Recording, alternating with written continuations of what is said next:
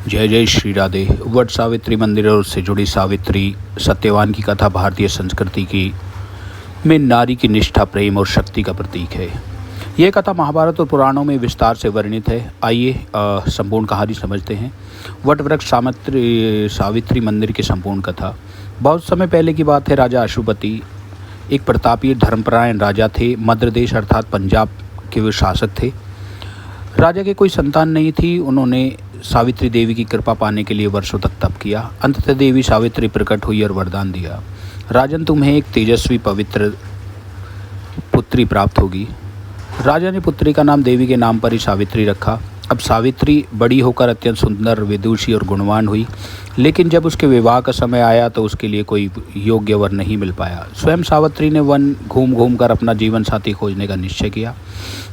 एक दिन वन में तपस्या कर रहे सत्यवान नामक एक युवक से मिली, जो अंधे राजा दुमतसेन के पुत्र थे। दोनों का मिलन हुआ। सावित्री के हृदय से सत्यवान को अपना पति स्वीकार किया। अब जब सावित्री ने अपने पिता को सत्यवान के साथ विवाह का निर्णय बताया तो देवर्षि नारद ने चेतावनी दी कि राजा, सत्यवान निश्चय ही गुणवान है, परंतु उसके जीवन की केवल 1 वर्ष की ही आयु शेष है।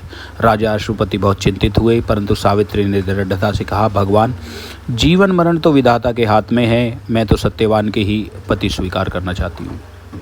राजा ने विवश होकर विवाह की अनुमति दे दी।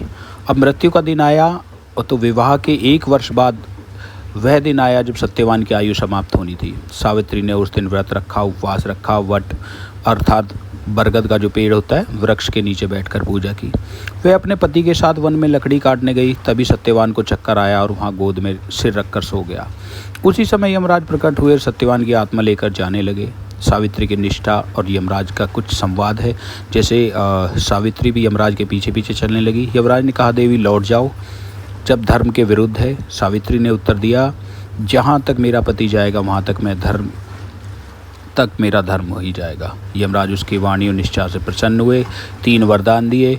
उसके ससुर का राज्य और दृष्टि लौटाए, पिता को 100 पुत्र हों, और तीसरा वरदान मुझे और सत्यवान को दीर्घायु और सुखी जीवन मिले। तीसरा वरदान सुनते ही यमराज मुस्कुरा उठे, क्योंकि यह वरदान देने से सत्यवान को जीवन वापस मिलता ही था। यमराज ने सत्यवान का जीवन लौटाया और आशीर्वाद दिया। अब उस वट वृक्ष का महत्व यह है कि सावित्री ने जिस वट वृक्ष के नीचे तपस्या की, वहाँ सत्यवान का पुनर्जन्म हुआ। इसीलिए वट वृक्ष को अमरत्व का प्रतीक माना जाता है।